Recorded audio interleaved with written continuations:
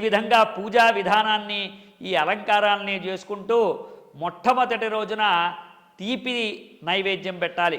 అంటే మొట్టమొదటి రోజున ఏ దేవతని పూజిస్తున్నప్పటికీ కూడా ఇంటి దేవతని పూజించినా లేదా దేవాలయంలో ప్రధాన దేవతని పూజించిన మొట్టమొదటి రోజు తీపి అంటే పరవాన్నంతో ఆమెని నైవేద్యం పెట్టి పూజించాలి. రోజున బాలాత్రిపుర సుందరీదేవికి కొబ్బరన్నం నైవేద్యం పెట్టాలి.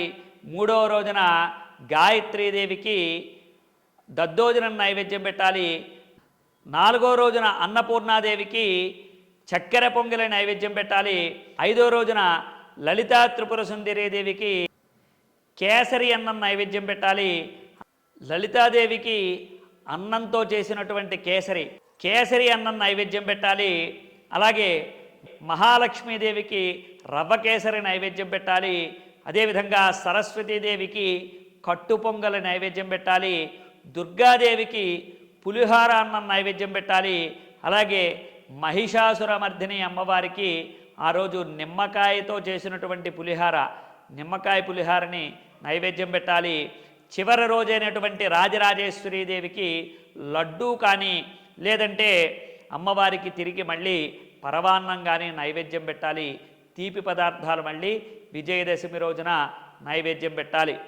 బూర్లు, గారెలు, బొబ్బట్లు వీటన్నిటినీ కూడా వీటిలో ఏ రకంగా నేను మీకు చెప్పానో ఆ విధంగా వాటిని కూడా అనుసరించి అన్నంతో చేసినటువంటి పదార్థాలు మాత్రమే మీకు ఇప్పటిదాకా చెప్పాను. అవి కాకుండా మిగిలిన పదార్థాలను కూడా నివేదన చేయవచ్చు. నివేదనకు ఉండేటువంటి ప్రాముఖ్యత ఏంటి అంటే అమ్మవారిని పూజించేటప్పుడు, అమ్మవారిని అర్చించేటప్పుడు మనకున్నటువంటి శక్తి స్తోమతని బట్టి అమ్మవారికి ఇచ్చినటువంటి నైవేద్యాన్ని ప్రతిరోజు కూడా ఆవిడికి నివేదన చేసి మనం స్వీకరించడం ద్వారా అమితమైనటువంటి శక్తిని పొందుతాం.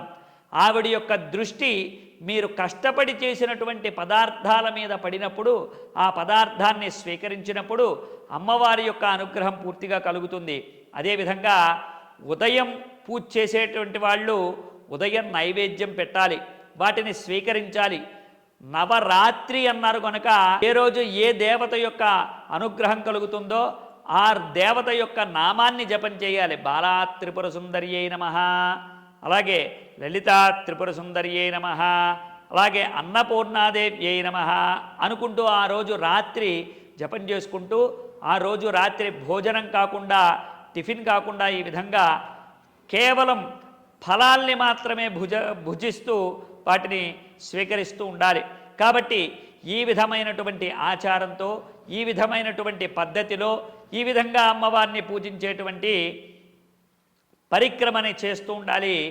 ఈ యొక్క అమ్మవారిని ఏ విధంగా ఎవరైతే పూజిస్తూ ఉంటారో వారికి తప్పకుండా కోరిన కోరికలు ఎల్లవేళలా కూడా తీరతాయనడంలో సందేహం లేదు. అమ్మవారి అనుగ్రహం సంపూర్ణంగా కలుగుతుందనడంలో సందేహం లేదు. అమ్మవారి శక్తి స్వరూపిణి, దేన్నైనా సరే పోగొట్టుకున్న దాన్ని తిరిగి పొందగలిగే శక్తిని ఇవ్వగలదు. ఆమెనే పుట్టించగలదు, ఆమెనే అన్నిటినీ కూడా రప్పించగలదు. కాబట్టి మీకు లేదు అనేటువంటి మీ దగ్గర లేదు అనేటువంటి ప్రభావం రాకుండా ఆ యొక్క అమ్మవారు ఎప్పుడూ కూడా మిమ్మల్ని రక్షిస్తూ ఉంటుంది. ఈ విధంగా చేసుకుంటూ ఉంటే మీకు నవరాత్రి యొక్క అనుగ్రహం పూర్తిగా కలుగుతుంది. అమ్మవారి యొక్క అనుగ్రహం పూర్తిగా కలిగి సుఖ సంతోషాలతో ఉండారు. శుభమస్తు. తక్షశిల మీడియా ఛానల్ని సబ్స్క్రైబ్ చేయండి, లైక్ చేయండి, షేర్ చేయండి.